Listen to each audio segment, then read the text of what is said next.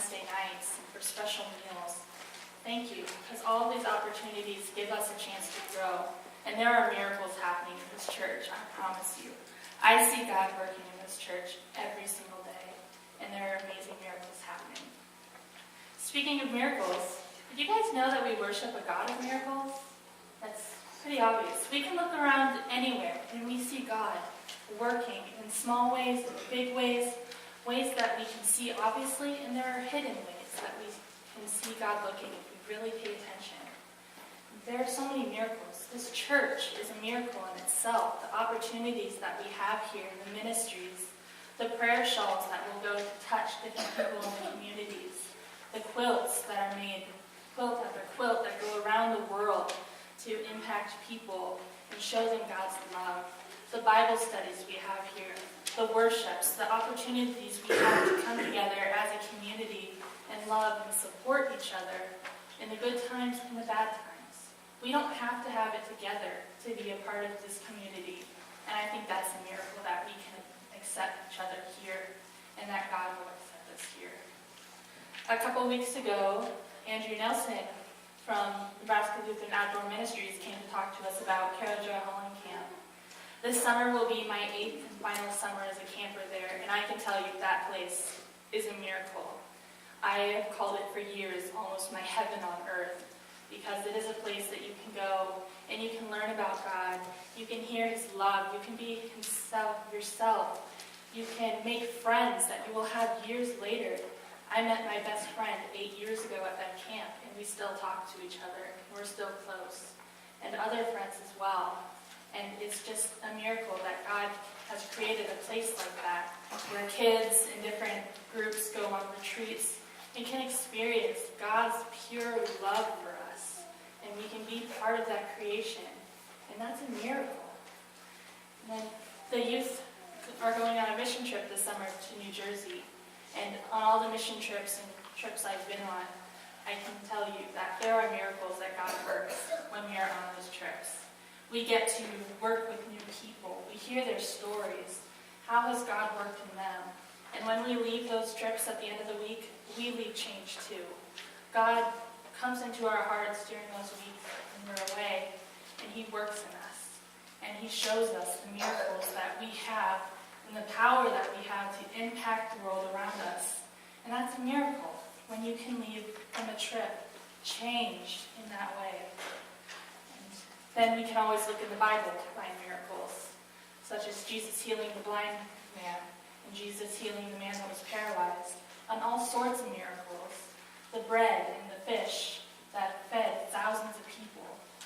And there are so many miracles that we can see everywhere. So I love this gospel that we heard today and saw in the drama about Jesus healing this blind man. It's not just a miracle for this man that he was changed. It's a miracle for us as well, don't you think? Because when I look at it, I think we're a lot like the blind man. There are times in our lives when we're blind. We've strayed away from God. We don't know what we're doing in our lives. We're just lost, and you don't know what to do. That blind man, I'm sure, felt like that his entire life, because when he was blind, he couldn't really do anything for himself. He had to sit and beg for food and for money and for shelter. Anywhere he went, he had to beg. And we are kind of like that too sometimes. We're lost and we just don't know what to do.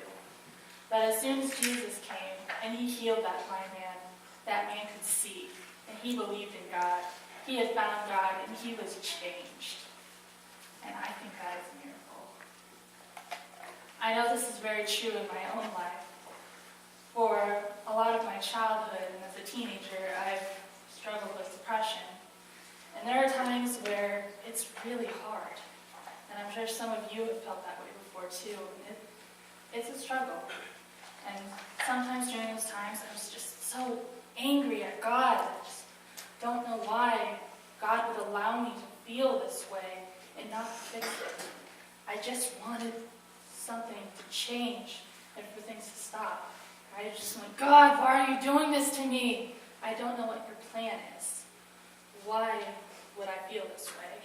And I was kind of like that little child who pouts when they don't get their way. It's just like, well, fine, I'm not going to to you anymore?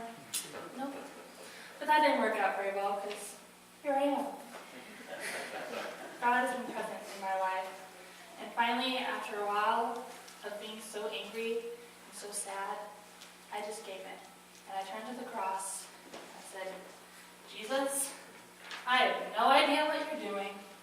I'm not necessarily happy that I'm feeling this way, but I'm going to give it to you. And I'm going to trust you to work in my life, to come in me, do whatever you are going to do to change me. And please do something. And God did do something. After a while, my depression started to get better, and I wasn't feeling so upset anymore. I thought that was the end of the story. I thought I was going to be fine. I was just like, oh, well, thanks, God. All I need to do is pray to you. But that wasn't the end of the story. A year or two ago, my friend was diagnosed with bipolar disorder, and she was going through a really hard time and a lot of depression, and I didn't know what to do for her. All I could do was pray for her, and I kept telling her that I love you, and God loves you, and I know what you have gone through and what you are going through now, because I felt that way too. And that's all I could do. A few months ago, she's doing a lot better, but a few months ago she came up to me and she said, you know, Joanna, I don't know if I'd be alive today if you hadn't been there with me through that. I had hope through you because I knew that God had worked through you, and I know that you have experienced what I have, and I'm one of them. And I was just floored. God used something so personal to me, something that hurt me so much, stuff I was angry at him about, and he changed me. And he used me to help change her.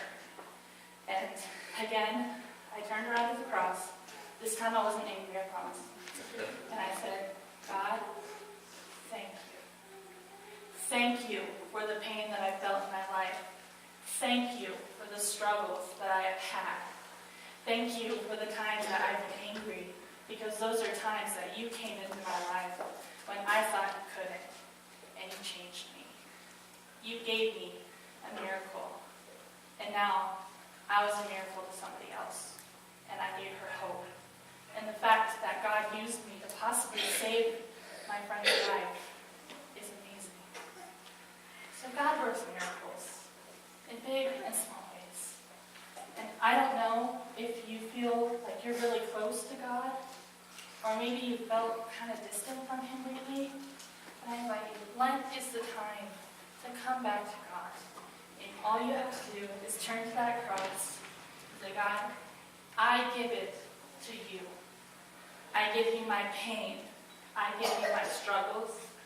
I give you my happiest moments, my family, and my friends. I give it all to you. Please, God, come into my heart. Change me. Work miracles in me. And use me to work miracles for other people. We're like that blind man. He was lost. And he felt pretty helpless and hopeless. He probably didn't feel like he was worth much to this world because he couldn't do much. But God came into his life, and God healed him, and he could see. Open up yourself, tear down those walls, let God in, and see what miracles he can do for you. We'll continue with song.